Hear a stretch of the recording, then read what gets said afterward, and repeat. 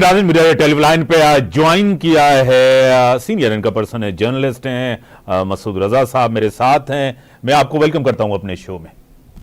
बहुत शुक्रिया। बड़ा सेंसिटिव इशू है, आपको पता है अदलिया के हवाले से खत लिखा गया, अब इंक्वायरी कमीशन बनी है, अब एक बड़ी इसके ऊपर एक डिबेट चल रही है मुल्क के अंदर कि इदारों की मुदाखलत हो रही है, क्या कहेंगे? जी बिल्कुल, बहुत अनफॉर्चुनेट है ये सब कुछ, और पाकिस्तान की एक हिस्ट्री रही है इम्तियाज भाई, ये अदलिया पे दबाव, मीडिया पे दबाव, जमहूरियत की सिचुएशन, ये सारी चीजें। तो इसमें बड़ा अहम है ये कि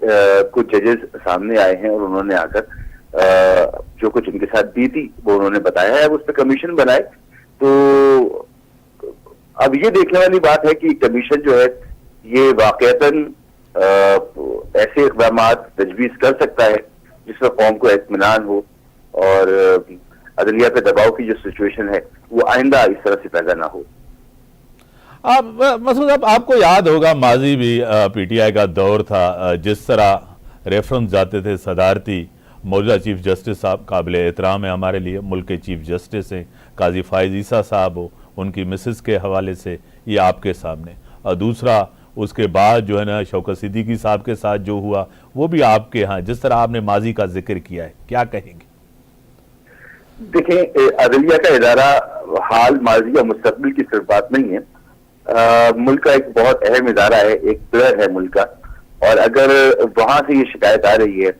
तो वो चाहे पहले हुआ हो, अभी हो रहा हो या आगे होने के खदशात हो, ये तशवीश की बात है और इसको खत्म होना चाहिए इस सिलसिले को। और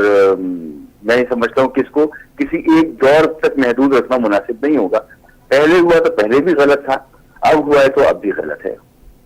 इसी के साथ ही मुल्क की जो हालात हैं आपको सामने, आज ब्लूमबर्ग की रिपोर्ट भी आपके सामने से जरूर गुजरी होगी,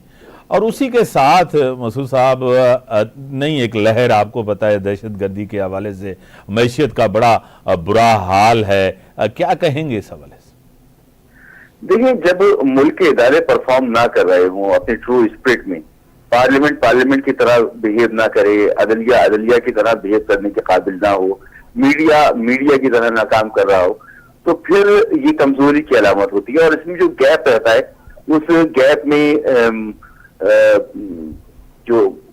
ऐसी कुव्वतें जो निजाम की मुखालिफ होती हैं वो एक्टिव हो जाती हैं, और दहशतगर्दी में तो हमने बड़ी कुर्बानियां दी हैं।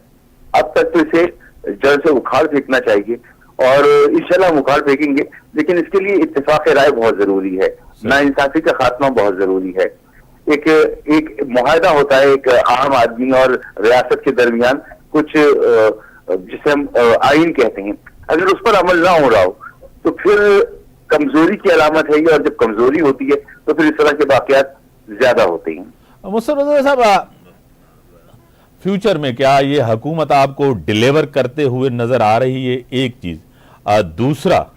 मजबूत हुकूमत आपको नजर आ रही है, या ये सब कुछ पीपल्स पार्टी के हाथ में किस टाइम भी हुकूमत से दूर होकर गवर्नमेंट को घर भेज सकती है, क्या कहेंगे? देखें, इस वक्त की बात करें या पिछली हुकूमत की बात करें या उससे पहले के मामला की बात करें, खास तौर पर पिछली हुकूमत और ये दौर, इन अदबार में कुछ भी किसी के हाथ में नहीं है।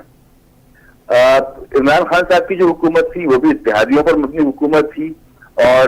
बड़ी कमजोर हुकूमत थी, जब तक चलाई गई, जब तक चलती रही, और ये हुकूमत भी इसी तरह से है। ना सब कुछ पीपल्स पार्टी के हाथ में है, ना सब कुछ नून लीग के हाथ में है, ना सब कुछ एमक्यूएम के हाथ में है, सब कुछ किसी के हाथ में नहीं है। तो जब तक इस हुकूमत की जरूरत महसूस होगी, ये चलाई जाती रहेगी। बेहतर तो ये होता कि अगर तमाम सियासतदान वाकई मुखलिस होते इस निजाम के हवाले से, मुल्क को चलाने के हवाले से, तो जो ग्रीवेंसेस हैं और बड़े शदीद ग्रीवेंसेस हैं, उनके हल के लिए कोई इक़दाम कर लिए जाते, कोई इत्तेफाक राय हो जाता, अभी के लिए नहीं आगे के लिए हो जाता। लेकिन अफसोस की बात यह है कि कोई ऐसी सूरत हाल नजर नहीं आ रही है कि अगर जो सियासी जमातों के दरमियान एक मिसट्रस्ट है उसको ही फिल करने के लिए कोई इक़दाम होते, कोई CBMs हो रहे होते, ये भी हमें नजर नहीं आ रहा। तो अगर ऐसी कोई सिचुएशन पैदा होती है तो फिर समझा जा सकता है कि आने वाले वक्त में शायद निजाम बेहतर हो जाएगा। مگر انفارچونیٹ ہے کہ اس وقت نظام کوئی اتنا مضبوط نہیں ہے اور نہ ہی میں یہ سمجھتا ہوں کہ سیاسی جماعتوں کے ہاتھ میں سب کچھ ہے. مصطفیٰ صاحب اس کو میں تھوڑا سا کھل کے اگر میں کہوں ماضی یا آج کو دیکھ